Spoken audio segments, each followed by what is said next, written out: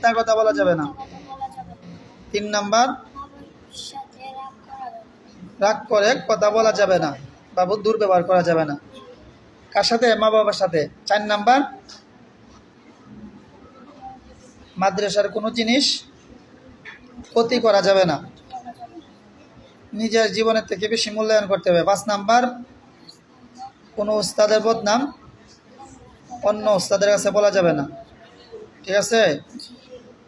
6 number, বাড়িতে যখন যাইবা তখন এই যেগুলো পড়ায় দিব এইগুলো পড়বা এবং 5 ওয়াক্ত নামাজ হয় বাড়িতে পড়বা, চেষ্টা করা জামাতের সহিত মসজিদে পড়া, মসজিদে না পারলে বাড়িতে পড়া, ঠিক আছে?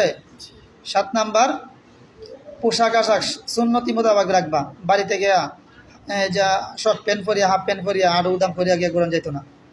মাথার মাঝে টুপি না রাখতে ঘুরান যেত না, মাথার মাঝে একটা টুপি রাখতে হইব, ঠিক আছে? 8 নাম্বার, মুরব্বী যেখানেই পাও, তোমার বড় বা তোমার ছোট যারেই পাইবা, যাকেই পাইবা তাকে কি করবা? সালাম দিবা। যাকেই পাইবা তাকে সালাম দিবা। সালামের অর্থ কি জানো? আসসালামু আলাইকুম ওয়া রাহমাতুল্লাহ। এর অর্থ হচ্ছে আপনার উপর শান্তি বর্ষিত হোক, পরে ফেরেশতারা তোমার জন্য দোয়া করব যে আল্লাহ তোমার উপর রহমত বর্ষিত করুক। এই জন্য যখন তাদেরকে সালাম দিবা তখন এই সালাম দেওয়াতে তোমার ফায়দা হইব, আল্লাহ ফেরেশতারা তোমার জন্য দোয়া করবো, ঠিক আছে?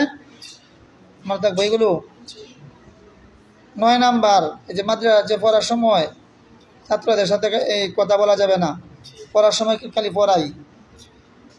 সর্বশেষ 10 নাম্বার, অন্য জিনিসের মধ্যে জিদ করা ভালো না, কিন্তু পড়ার সময় জিদ করা ভালো। পড়ার সময় জিদটা কি? যে এই হেরাম পারা হেরার আমি ফিসা আলাই দেন, হেরাই ফিসা আলাই আমি কোরআন শরীফ এলবাম, ঠিক আছে? মানে এইটার মধ্যে যত জিদ করা যায়, যত অহংকার করা যায় এই পড়ার ক্ষেত্রে, যে তোরটা কি আমি উপরে থাকবো সবসময়, অন্য কিছুর মধ্যে কিন্তু অহংকার করা ঠিক না, জায়েজ নাই। কিন্তু পড়ার ক্ষেত্রে অহংকার করতে পারবো। অহংকারটা কি?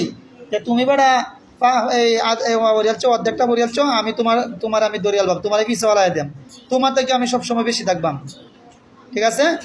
11 নাম্বার, উস্তাদের সর্বশেষ উস্তাদের খেদমত করা।